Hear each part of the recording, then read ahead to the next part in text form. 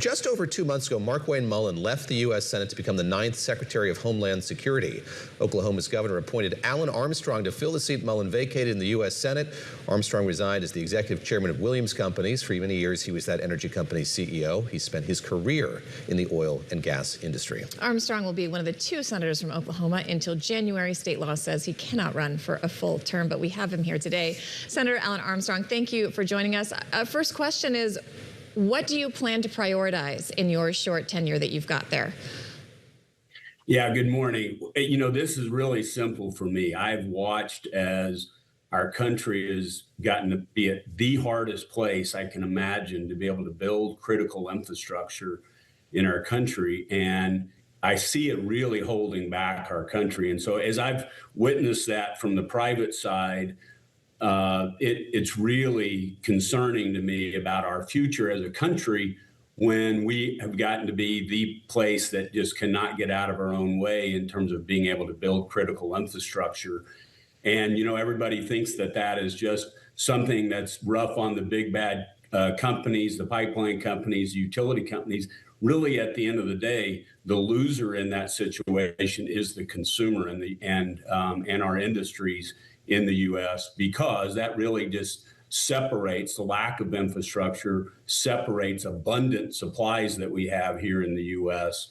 from the consumer and drives the cost up to the consumer. And I realize that if we are really going to be an AI power and continue to be the leader in technology, we have got to be able to get power and energy to those AI centers, as well as just our general industry. So that's really what's motivated me. I don't have any doubt in my mind what the high priority is, and I've been working really hard to have blinders on to all the other distractions that exist in the role and really to focus on that. Blinders on, clock ticking down. When Kevin Stitt, the governor of Oklahoma, appointed you to the position, he said you'd likely be influential in moving the needle on permitting reform. Talk us through that. Where do you see opportunity there? Again, with just a couple of months left in your tenure here, are you optimistic you're going to be able to convince your colleagues there in the Senate, many of whom are there for longer than you, to make headway on that? Yeah, and I'm really encouraged. I do think that really the chemistry is right now. Obviously, there's some restriction on that going ahead of the midterms and the minority party really not wanting to see any success at times. But I think there's a lot of folks on both sides of the aisle that understand that we are really holding ourselves back as a country by not being able to build critical infrastructure. Where are the places, when you say critical infrastructure, what do you mean by that? Do you mean all of the above, bridges, roads, utilities? Is there one that you think is specifically bad? And like, how did this happen? How did we get here? Why are we falling so behind? Yeah, you know, I think we've gotten here because we've somewhat politicized the process of building big infrastructure, whether that is transmission grid, which, you know, desperately needs to be built out. And it's not always, you know, what's good for somebody's own backyard, but it's what's good for our country. And that dynamic, I think, stands in the way of us being able to get permitting done. But the way we got here is a lot of different agencies with a lot of different uncertainty in terms of what their real role is in the permitting process. And we've moved from a country that says that the agency's job is to see how we can do it in a constructive and environmentally sensitive way, to one that some of our agencies, I think it's their job to stop getting things built. And then we have very powerful NGOs here in the country that work hard to bring litigation against large infrastructure as well. So it's really a culmination of lack of motivation, I think, by politicians in the short term to see long-term infrastructure. You know, said another way, getting long-term infrastructure built, not going to lower gasoline price tomorrow. It certainly will in the long run,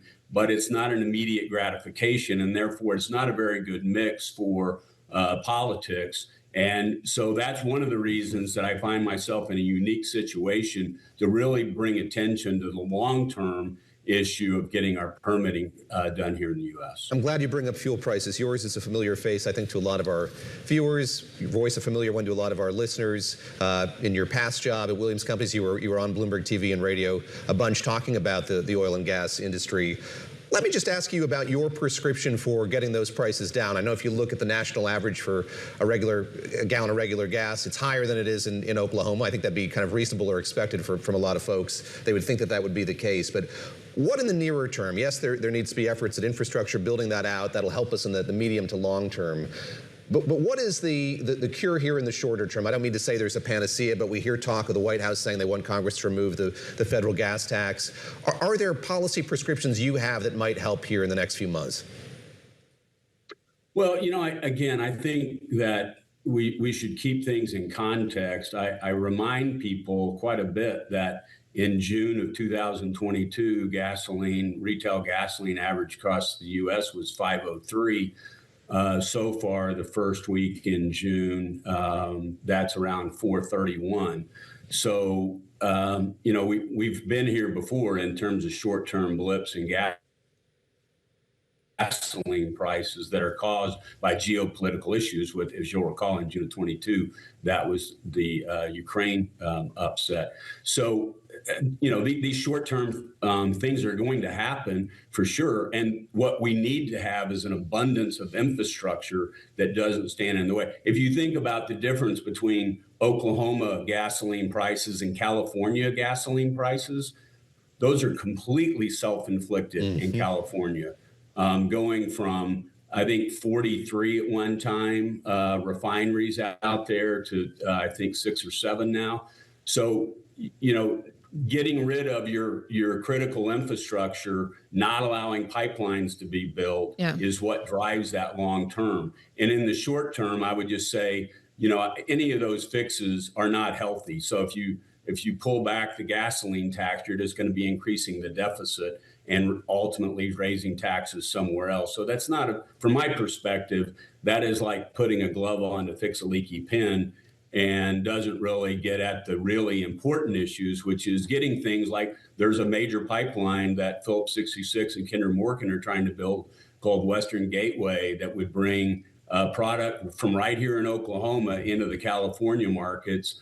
And those are the kind of things that we really should be focused on, particularly the Senate.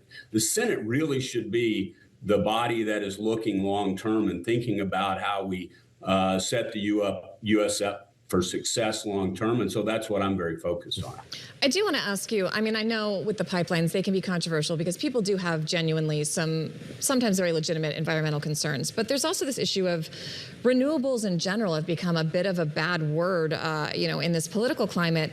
And I'm wondering if you think from a business perspective, if that's a bit self-defeating. China, for example, has adopted an all of the above kind of approach. And we've seen as this energy market is under pressure, they've been able to pivot to different options. Do you think the U.S. is kind of adopting a self-defeating policy there when it comes to pursuing all energy options?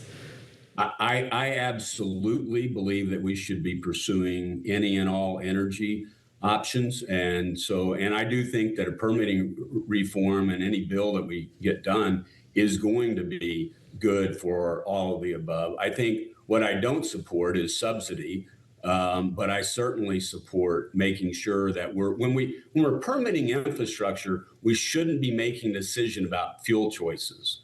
The permitting process is complicated enough, and it ought to be focused around making sure we can build big linear infrastructure in our country to connect supplies with markets that are hungry for that demand. And that's what it ought to be focused on. It should not be focused on picking winners and losers as to energy sources.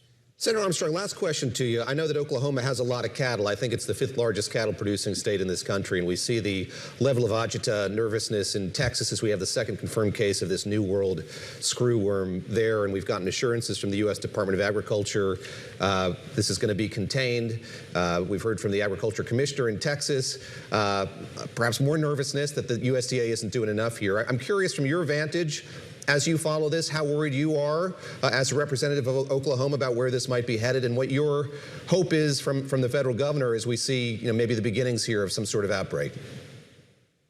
Yeah, we should absolutely take it serious. And it is one of those long-term issues. We need to be prepared for it.